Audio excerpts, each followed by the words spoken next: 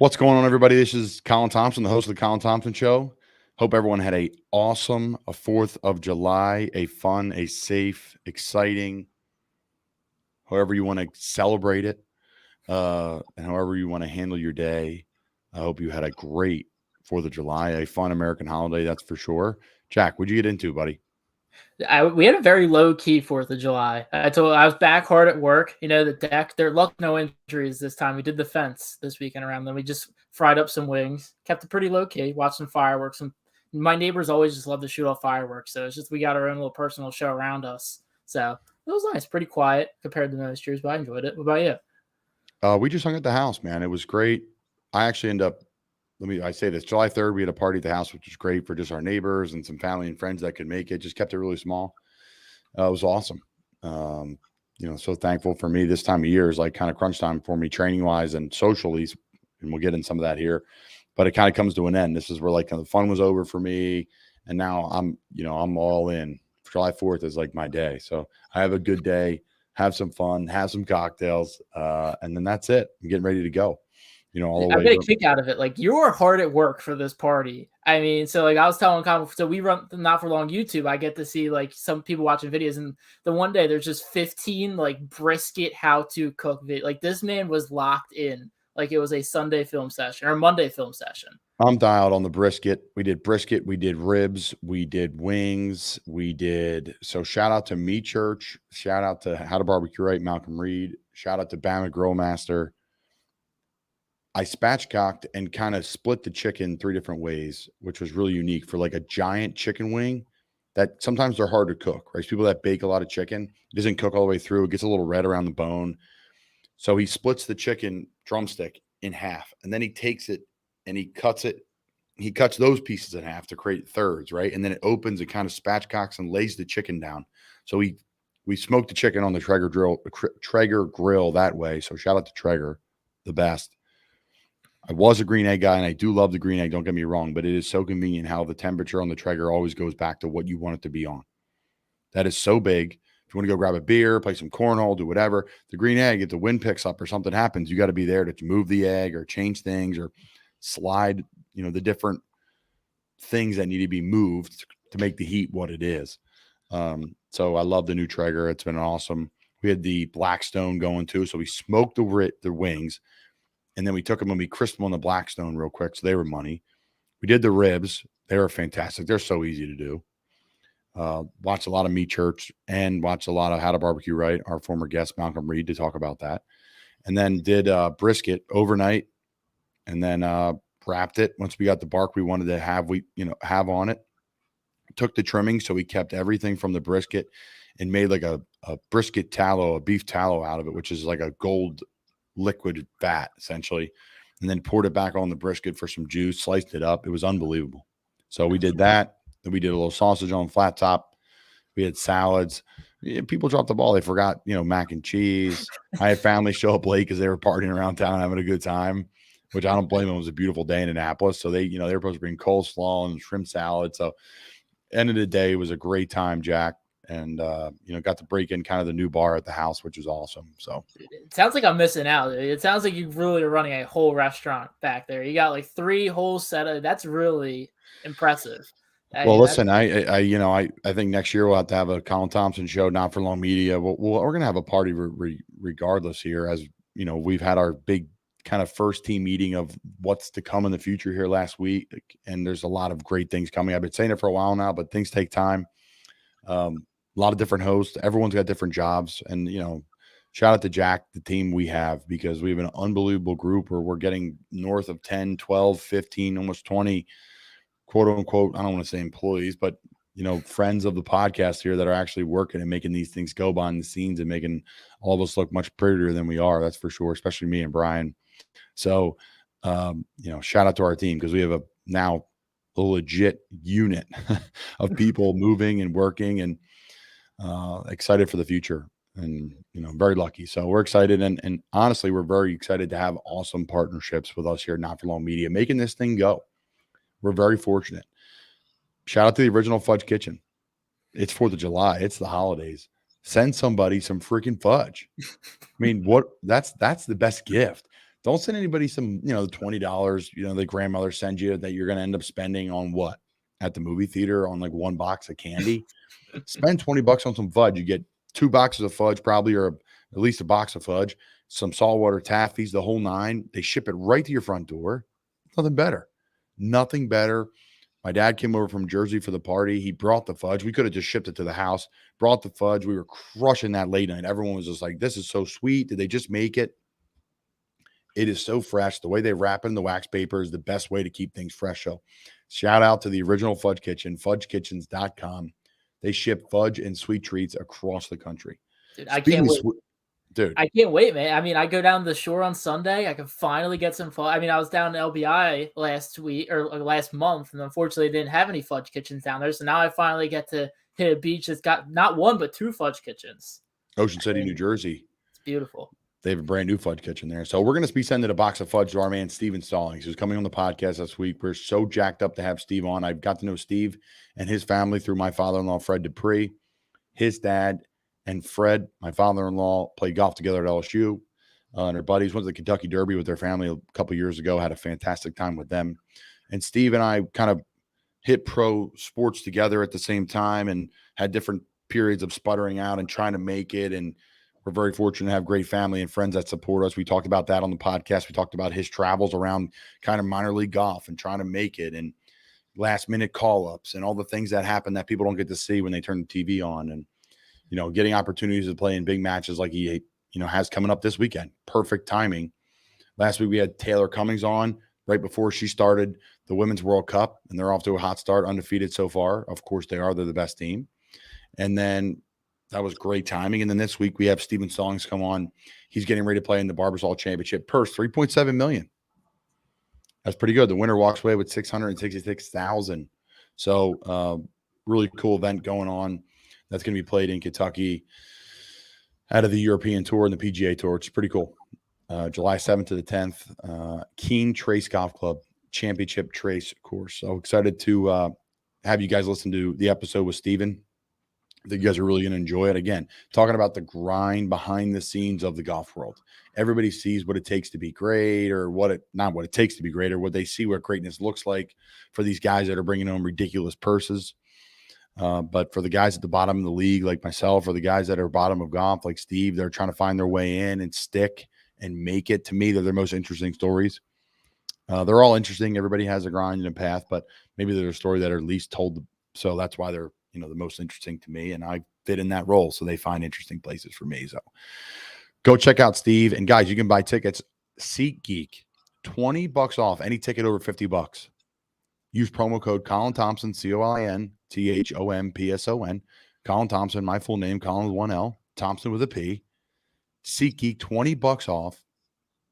Help us help you. $20 off any ticket to any event. SeatGeek's got events and tickets to everything across the entire world. Use promo code Colin Thompson.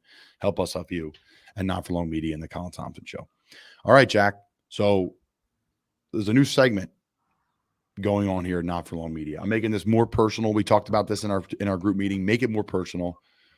People don't hear me talk about sports all the time. I'm bringing to you live the newest segment here at Not For Long Media and the Colin Thompson Show, and that's the Bar of the Week. That is the Bar of the Week. People know me, listen to the show. Shocker, I like to go to the bar, have a couple of cold beers. That's not a shot. That's not a hot take. That is not a hot take. So what we're going to do is I'm going to pick a Bar of the Week for the next 52 weeks. I'll pick it until the segment runs out. So next July 4th, we'll have T-shirts made of every bar on a map that we decide is the Bar of the Week. People can tweet in their Bar of the Weeks. I can go to it and rate it and do the whole system. We have a rating process. You'll come to find out. I encourage you to rate bars and restaurants the same way we do. My wife and I will sit at a bar. We'll talk about the TVs. Is the beer cold? How's the service? And then food and the ambiance. They're the 4 categories, because some bars don't have food. Some bars have food and awesome ambiance, whatever that may be. And you get rated 1 through 5, 5 being the best, 1 or 0 being the absolute worst. But honestly, if you're making this list, you're getting 4s, 3 4s or 5s on everything. I try to be strict as possible on the ratings. So you're looking at like a Dave Portnoy Barstool Sports vibe with the pizzas. That's where we're going with it. And a place that I'm going to get into today is a high rated place. But the reason why I did this is because I'll be honest with you, I grew up sitting in a bar. This may sound bad, but it's true and it's real with my dad. And my dad and I would spend quality time together. He'd have a day at work, and we would go to a bar restaurant and we wait for my mom to get back because my mom would be working until 7, and he would take me there at 6, and we'd sit out and hang out, and he'd get me an appetizer, and you have 2 or 3 cold beers, and you talk about the TVs and the service and good food and good people. And I got to learn a lot of different things growing up in Key West, Florida. I'm wearing the Half Shell Raw Bar hat. That will definitely be on our list for the bar of the week. I grew up at a bar stool there. I saw a lot of good things. I saw a lot of bad things. I saw how to act. I saw how not to act. I saw how to treat the service industry people well. I saw what traveling's about, communication, talking to people that are older than me, talking to people and keeping people entertained. And that's been honestly a lot to do with the business that I've been in. I don't think I make it to, the NFL, at least the social side of it, without all that exposure. So it's kind of a business in the service industry that's near and dear to my heart. So I said, shit, why don't I talk about it? And we're going to do the bar of the week here at the Colin Thompson Show. So the bar of the week this week is Davis's Pub in Annapolis, Maryland. Davis's Pub in Annapolis, Maryland. It's in Eastport. It's your neighborhood bar of Annapolis, of Eastport. It's a fantastic place that NASA George showed me a couple of years back, and we absolutely love it. Outdoor seating, indoor seating. It's 30 yards, 20 yards from the water. There's dogs outside. It's a cool, clean dive bar vibe inside with the Navy stuff and the Maryland stuff, and all the local guys that were like referees in the NFL have their cleats hanging up, and there's lacrosse sticks everywhere, and it's a cool bar. The Food Network's been there. So overall, starting, most importantly, cold beer, we're giving it a 4 out of 5. TVs, 4 out of 5. And again, guys, this is like really good. If you're a 5 out of 5, it's the greatest in the world. It's the greatest in the world you've ever seen. One of them. So 4 out of 5 on the TVs, 4 out of 5 on the cold beer, 4 out of 5 on the service. Unbelievable bartenders. Great, great bartenders. And then overall on the food and the ambiance, both super strong. So we're going to go 4 out of 5. So 16 out of 20 for Davis's Pub, Annapolis, Maryland. Check it out. That's our bar of the week here at the Colin Thompson Show. Shout out to Davis's Pub for always taking care of us. And I really now, let me ask, Go ahead. pricing, are you going to factor in pricing at all? Like, say you go to a place like really great, but they have the most outrageous prices on a beer. They won't make it. They won't make it. If you're going to be charging that much money, you're not going to make it. Unless you're on the beach somewhere, or you're somewhere where you're like, I can justify this. It's worth it. Yes. That's why I can't go to Vegas, Jack. Can't afford it. I need a second. I need a signing bonus. You need to go with the guy that makes like the most money in the NFL at their position. That's who you go to Vegas with. But the places I hang out, Jack, either the happy hour, like Key West, like beers are expensive, right? But if you go to happy hour, they're all half off, or they're buy one, get one free, which is the same thing. So yeah, when you become of age, Jack, and we start doing this world, I'll introduce you. I'll take you under my wing like my dad took me, and I'll show you a good time, meet a lot of great people, and people that been guests on our podcast, people that sponsor our podcast, and you get to see it all. It's been really cool for us. So the bar of the week this week is Davis's Pub in Annapolis, Maryland. Stay tuned for next week. Bar of the week. We'll take suggestions, and we'd love to see people's ratings of different bars that they go to. We're going to go TVs, cold beer, or good drinks, cold beer, service, food, and ambiance. They're the 4 categories. Check them out. Send us your rating. What do you got, Jack? I'm going to say, before we switch gears and we're still on this non-football vibe, I feel like I need to get, before we lose track and before we bury the lead, 4th of July hot take. I wouldn't say hot takes, quick hitters, I guess is what we would call these quick hitters that I have cooked up for you for this past weekend. Let's get them, Jack. Let's see what you got. First one, we got hot dog or cheeseburger. Which is your 4th of July go-to? I think for 4th of July, you got to go with the hot dog. That may be the one time a year I do have a hot dog. So I'm going to say hot dog. Cold beer or mixed drink? Cold beer. Now, we did have some orange crushers yesterday that were fantastic. Freshly squeezed, made them with the orange crushers. So it's a tough one for me, but off the top of my head, I got to say cold beer. Cornhole or horseshoes? What's that game you're playing with that orange crushing? Everyone's into cornhole now. It's the thing, and I love cornhole. Don't get me wrong, but horseshoes is the OG, so I'm all in on horseshoes. I feel like we might have a little bit of a spoiler based on what you were talking about earlier. Ribs or brisket? Brisket. A well-cooked brisket. Nothing touches a well-cooked brisket. No, it's unbelievable. 12, 14-hour cook. Yeah, no doubt. Now, are you a fireworks person? Are you big? Absolutely not. I'm out on fireworks. They're done. They're done. Has nothing to do with what's going on in the world today. I'm talking about everywhere you go now, it's like chaos. I'm gonna live in this great town of Annapolis, Maryland. It's a fantastic place, right? I've lived in Cape May. I've been very fortunate, right? We need to have one set of fireworks. Like, here's where they're gonna happen. Here's where they go. There's people lighting them in the middle of the street. I get that. I'm not saying the party's not great. Trust me. Every question here has been having beers and having a good time. I'm all about that. But it's like getting chaotic now. It's getting literally chaos. The We had worst some part, dogs. I mean, the lovely J. Brad in the back, shout out Justin Bradley and I. The one thing we agree on every 4th of July for the last 3 years, it's just we are sick of seeing people. It's almost like when they go to concerts, 45 Snapchat stories or Instagram stories from one person posting all the fireworks. I'm on the same page, man. I am on the same page. But next, all right, watermelon eating contest or hot dog eating contest? So I know, Jack, I'm going to get us pushed back here on that other meeting we had 10 minutes so we can go. Watermelon or hot dog eating? Listen, the hot dog eating contest is listen, again, I love a hot dog. I just said that, but that's ridiculous. I mean, that's punishment. It's like 40-something thousand calories. I don't even know what they're doing. Dude, Joey Chestnut is unreal. I mean, that's an all-time. That's like a Michael Jordan shot over the Utah Jazz type performance with a torn tendon in his leg, putting a protester in a chokehold while he's still winning. He still won with all of that. It's unbelievable. Unreal. So I'm going to go watermelon over hot dog. All right. Ice cream or water ice? Ice cream. All right. And then we got lemonade or sweet tea. There is nothing better on this planet than fantastic sweet tea. Nothing better. You can't. It's nothing more. Those years in Florida and Carolina have treated you well with the sweet tea, I assume. A lot of Arnold Palmer action going on in Florida. A lot of sweet tea in Carolina. You texted me, Jack. So we got the bar of the week done. The first one. And again, that's not in any order. Davis's is one of my favorite bars. Don't get me wrong, but it's not in any order. The hat I'm wearing right here, Half Shell Raw Bar, is my favorite place on the planet. A lot of nostalgia, a lot of memories. Okay, Jack. So we did the 4th of July trivia. We did bar of the week. We have Steven Stallings coming up. We talked about our friends over at SeatGeek, Colin Thompson show. $20 off. How are you? How about a little bit of money? Save a little bit of money. The market's not that great right now, folks. Shocker.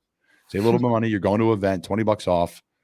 Help us help you. Colin Thompson show. Our friends at the Original Fudge Kitchen, shipping fudge and sweet treats across the country. FudgeKitchen.com. It's the holiday season. It's the summer. Send yourself some sweet freaking fudge, man. It's ridiculous. Or get down there and swing in and grab them. Tell them we said hi. Colin Thompson show, not for long media. Jack. And we're going to talk. We're going to have Adam Brenneman back on. Okay. The young king. Hot take. The young king of college football right now. Like, he's taken off. He's doing a great job. Absolute stud. We've had him on the pod very recently. What's up with college football right here? Listen, folks, it's over. It's over. So adapt to the new one or just don't watch it. The product's going to be fantastic. That's the end of the day. Well, I hear the whole thing of NIL ruined it and all this stuff ruined it. It was happening anyways. There's so much money. There's such big business. You can't have one thing and not all of it, right? You can't have coaches who can leave in $50 million buyouts and then no one else gets a piece and the NCAA gets it all. Some point in time, people are going to push back and say, I want a little bit of everything. We need a little bit of everything. Pay the players a little bit. There's extreme versions, folks, but that's not everybody. So everyone calm down, right? That's not everybody. College football is still college football. You're going to be dying and staring at the TV in October, and everyone's going to be tweeting about the Auburn-Alabama game. Nothing's going to change. They're just making some money now. So everyone pump the brakes. It's not going to change. The one thing that is changing, though, is conferences. And if you're a fan of the SEC and you're a fan of the Big Ten, Godspeed. Because, man, how much fun is this going to be? I love it. It's happening, so just embrace it instead of complaining about it. Because there's people that I've talked to, obviously the playoffs are going to expand, right? 10, 12, whatever that number is. I'm also hearing, too, there may be no more of the NCAA. Now, the NCAA is still going to exist, but I could see the Power Five creating their own thing, right? I'm not, that's rumors, that's whatever. That's it's not fact. That's an opinion with some sources involved. So take it for what it's worth. Take it for what it's worth. Hot take, not really, but also a little bit of sorcery. What are your thoughts on all this chaos? I mean, in general, I'm not against the big power conferences. the thing that's in my brain that doesn't make sense is the logistics and locations of it all. That's why I'm Like, saying why you got to is drop all that. People got to drop all that. If you could play an NFL game, what's the difference? We fly out. Okay. Sorry, I'm cutting you off. I love you, Jack. So I'm Penn State or I'm play at Temple, say, right? And we're playing Penn State, for example. They're playing USC. They'll fly right out of State College. They fly private. It's a 5-hour flight to the West Coast. It's no big deal. They're going to play. They're going to take off Friday. So they're going to miss classes on Friday. And they got to do the stuff online anyways. And now everything's online. So what's the big deal there? They're rolling. You go out to USC, you land. It's the same thing in the NFL. That's my thing. Like, if you can make people do it in the NFL that get paid, these guys are getting paid. They're flying first class anyways. What's the difference? It's changing. Everyone's got to strip it down. Once West Virginia went in the Big 12 anyways, I'm like, all right, it's over. Like, you can't have a team like Temple almost got in the Big 12. Cincinnati's going to be in the Big 12. Now Orlando, UCF's in the Big 12. So that was like the beginning, and that really didn't bother everybody. But now USC and UCLA going to the Big 10 screws everybody up. On a side note, and I'm just spewing all the stuff that's coming in my head because Jack's the man. That's why he's the best producer and co-host in the game. He texted me and said, we got to talk Big 10. Is every game is going to be huge now for USC and UCLA. Like UCLA, Michigan State has got an awesome ring to it. Like USC, Penn State, awesome ring to it. The Rose Bowl is going to happen every year now. That's going to be the conference championship game. It's going to be awesome. They're going to play it out west, just like everything's going out west, right? The NFL Combine will eventually go there. You could have 4 NFL teams in LA. So I digress. I'm sorry I cut you off, Jack. Please continue about the geographic stuff. It's just, I feel like it's going to take, I mean, you kind of saved the first class and everything will take away from it. I just still feel, I mean, I guess I'll leave it to the expert. I'm not an NFL player. I wasn't a player in a major conference. No, but speak your mind, though. But that's another pet peeve. And speak your mind. You have your own opinion. Just because I play or whatever, that doesn't make it any greater. It's whatever. I just feel like it would take a big toll on players. Like, if, for example, like a team, let's say Penn State, or not even Penn State, Michigan, I think is the better example. Michigan has to say, however, in like 3 years, they have a schedule where they have to go, they play somebody out of conference week 1, then week 2, they're all out west to USC, and then week 3, they have to go all the way to Rutgers, like out in Jersey. Like, I just feel like it's a big travel tool, and then you also think the NFL aspect, like, all right, well, you have to look at a team like Dallas, who's technically in the NFC East, but is nowhere near any of them, so they have to fly to Philly, and then they could go play the Rams. So I guess it's almost like a leap for these guys in the sense of like, this is what they're going to expect if they make it to that next level. So, I mean, when you bring that sense into it, I guess it kind of makes more sense and like kind of helps with that. I also think I'm just concerned about how this will hurt the lesser programs, the less money making programs. They're done. You better get hot now. If you're one of these teams that are like there was rumors about Temple going to the Big 12 while we were in it, right? Houston, Temple, UCF, Cincinnati, the teams that were good at the top of the American. When I think the Americans at the best, Navy was good. There was like 3 or 4 teams that weren't good at the time. Everybody was like ranked. It was like a very unique period. A lot of NFL players, and it's kind of dipped off. There's still high-end talent in that league. Obviously, UCF, Houston, and Cincinnati are leaving, right? ECU at that time was really good. They had the wideouts, the quarterbacks. Like they had some good players. Everybody did to some extent. So the league's not what it used to be, but Temple went down, so they missed that window of going to the Big 12. So they're I don't know. They got to win. Whoever can win these next 1, 2, 3 years could actually help you get bumped in. Someone will be like, all right, we'll take you into one of our conferences. We need 20 teams. So I think it's going to be great. I think it needed to change anyways to some degree. It was kind of outgrowing the current model. So I wouldn't be shocked if the season went longer. I wouldn't be shocked if they didn't play any opening kickoff games versus a D1 AA team anymore. So it could get more prestigious, more room for error. Now maybe 2, 3, 4 losses can still make a champion, like a true champion now in the Big 12, or they're going to take the top 4 teams in the Big 12, right? They're automatically going to be in, or excuse me, the Big 10, the Northeast and out West. So again, we could sit here all day and do this. I want to save it for an episode. I want to get to the Stephen Stallings episode, but it's good stuff out of you, Jack. Anything else in the Big 10 before we go? I'm interested. I mean, in terms of the conference alignment, I don't know if you saw this morning, Utah, Arizona State, and Colorado are reportedly meeting with the Big 12 today. Or not, today. Which, again, that's like the bottom part of the country. It's going to be unique. It's like the big money schools that want to get out of the Pac-12 because the Pac-12 is not holding itself up, right? That's not a hot take. That's just real. The SEC's dominant. The Big Ten's dominant. It's got high-end teams. We're going to see what happens. Like, who's going to scoop up UNC? Like, who's going to take how's the ACC going to work? So, if that gives us a yearly Clemson, Alabama, and a yearly Michigan, Notre Dame, like, yeah, where's Clemson go? The SEC would be doing cartwheels to have Clemson. South Carolina's like, no. So, yeah, I mean, listen, I get it. I get like the old days of college football and the old days of college basketball and the old NFL. I get that, folks. I get that. There's that crowd that's like, yes, please take it back to what it used to be. And I understand. I'm all for it. Like, I'm a diehard Flyers fan because of what they did in the 90s, 2000s, and early 2010s. But like, the things need to change in Philly, right? For the Flyers. Like, things need to change. So like the whole league has changed. Watch the NHL playoffs. Like, the whole league has absolutely changed. Like, it's a track meet. So my point is, change is inevitable.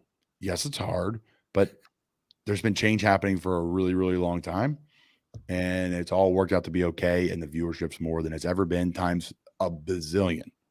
So the whole crowd of no one watches the NFL anymore, that's BS. Check the numbers. And the whole crowd of, no one's going to be dialed into this new college football because players are getting paid too much and coaches and all that crap. People will be sitting in front of their TVs in the fall on Saturdays and Sundays. I guarantee you. Without a doubt. Jack in the back. Appreciate you as always, buddy. What just came up there?